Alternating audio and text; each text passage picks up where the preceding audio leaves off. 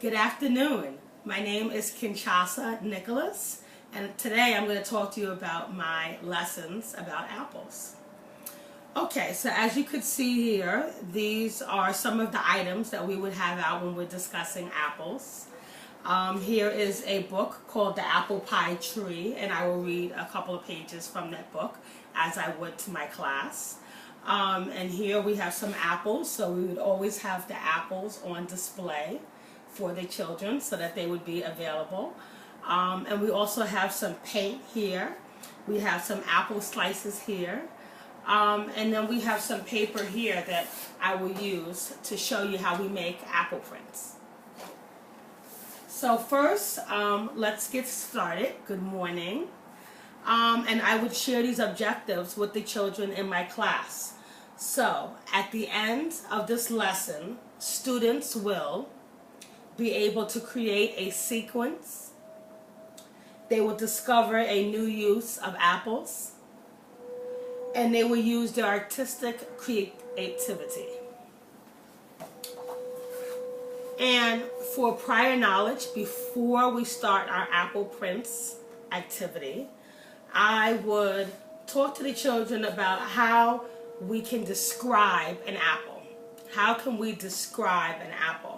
And here are some of the adjectives that I would expect to hear from the children. So I wrote them up as if I was in the classroom with children and I asked them this essential question, which is, again, how can we describe an apple? So some of the words that I think that they would use are round, red, light, hard, healthy, and juicy. And of course, you know, when you're with children, they'll come up with other words. But these are just this is just a sample of what I would do in the classroom with the children.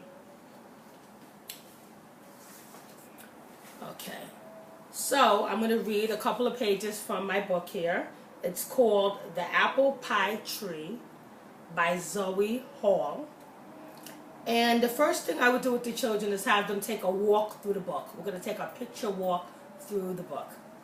So my first question that I would ask them is, what do you notice about the cover? So what do you notice about the cover right away? So hopefully they'll say that they notice that there's two birds up here. They might also say that they see something hanging from the tree. And I would hope that they would notice that these are apples hanging from the tree. And then I would go into maybe the title. What do you think this book is about? The Apple Pie Tree. Does this title give us a glimpse into what this book might be about? Okay, it might be about an apple. It might be about a pie. It might be about an apple pie. So hopefully the children will give me some ideas as to what they think this book is about just by doing a picture walk and looking at the cover of the book. So let's look at the book. Let's look and read a couple of pages. And again, with the class, I would read the whole book. But for the sake of time, I'm not going to read the whole book. The Apple Pie Tree. My sister and I have a tree that grows the best part of apple pie. Can you guess what that is? Can you guess? What do you think the best part of apple pie is? And I would say maybe it's the apple. That's what we see here. Let's see. Apples. And every year we watch our apple tree grow. In winter, our apple tree is brown and bare. It's brown and bare. And let's look at the way bare is spelled there. B-A-R-E. What do we think bare means in this sense? Because it's not bare, B-E-A-R. Right? This is B-A-R-E. So what does bare mean? It's another question I would ask the children. So hopefully they would say bare means empty, which is what it means in this case. If they don't say that, I can scaffold them and help them with the language for that. But in spring, leaves grow on every branch. Look, two robins are building a nest in our tree.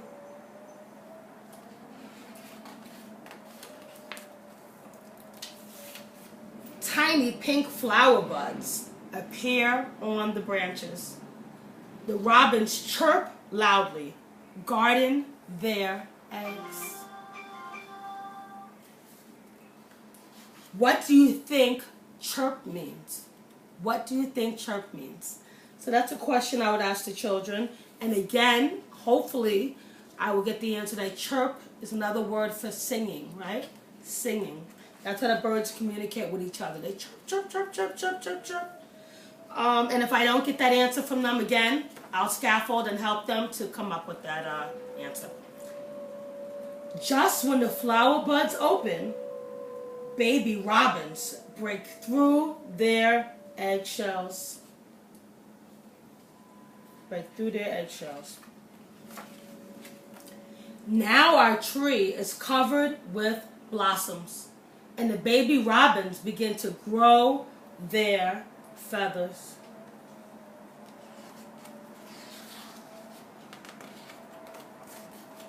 When breezes blow, the petals fall to the ground.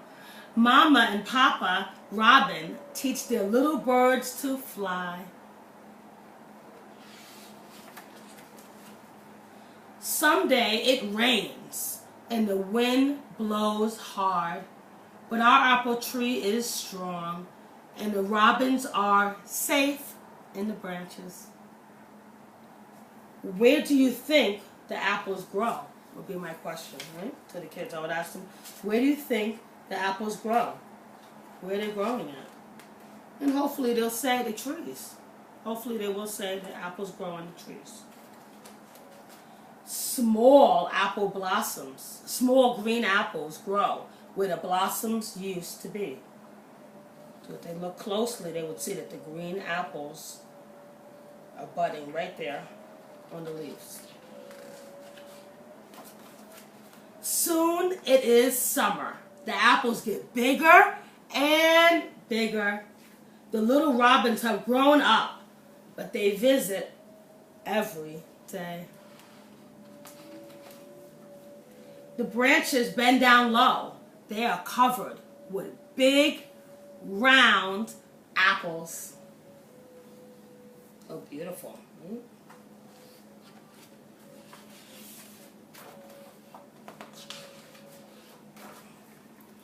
Now it is autumn. The apples are red and ready to be picked. We fill our basket to the brim. So I would ask the children here, what do you notice about the apples? Are they similar to how we described? So again, we would go back to our essential question that we had here. Are they similar to how we described them? As round? Are they red? Are they heavy? Are they juicy? So again, we would look at that to see if they're similar, if this picture is similar to what we described here. And that's where I'll stop with the book. Okay, but in the classroom, I would actually finish the whole book. And we would continue to have a discussion about this book. Okay. So now we're going to get to our painting activity. So I'll just get a couple of my materials ready. And while I do that, I still will talk. So here we have the colors green, as you can see, and we have red. I use yellow and blue paint to get the green color, which is what I needed. And the reason why I picked green and red is because there's actually green and red apples. So that's the reason why I picked them, because obviously those are the color apples. We want them to be realistic, not have purple, because it's not purple apples, right? Okay. So basically with this activity, we are going to make apple prints. And we're going to use apples to make apple prints. We can either use sliced apples, or we can use an apple that I've already cut in half. Okay? And also what I did to further this activity for older children is I'm going to have the children create a sequence or a pattern. So you're going to create a sequence when you're doing the apple print. You're not just going to put apple prints down on the paper, but you have to think about logically, how am I going to create a pattern while I'm making this? Okay? And then afterwards you're going to explain the pattern that you're making. Okay, so let's get started.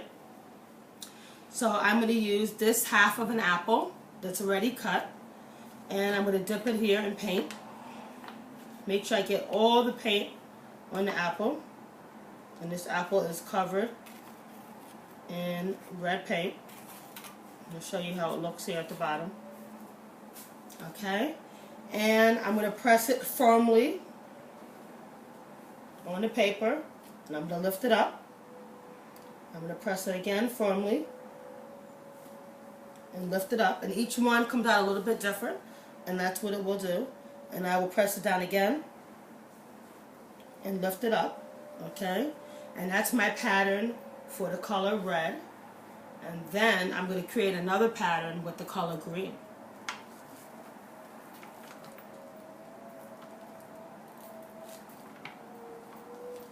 So again, you're just rubbing it in the paint here.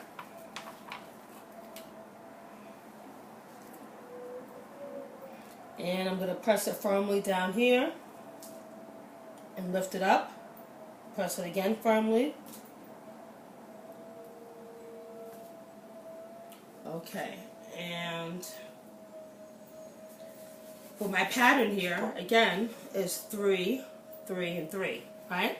So I have 3 red apple prints, and I have 3 green apple prints. And that's my pattern. Now I could have done another pattern where I did red, green, red, right? That's a pattern. Or I could have done every other color. So I could have done 2 red actually and 2 green, and that could have been another pattern. So you make whatever pattern you want with these colors, and then I'll show you also another way that you could do it with the apple slices. And you get another design with the apple slices. If you push down firmly, they come out in different ways. Okay, so you can do it with slices. Also, if you can play around with the pattern as well and create like a star inside of the apple. And if you create a star inside of the apple and dip that in paint and press that on the paper, then you'll come out with a star pattern as well. So there's many different things that you can do with apple prints. Okay, and then that is the end of my lesson. And then of course I would have a question and answer piece with the students and informal assessments and discuss what we learned new about apples for today. Thank you very much for listening. And again, this was my one of my lessons on apples. It covered literacy, as you see. It also covered science when talking about describing apples, and then it covered art here when we actually made apple prints with paint. Thank you.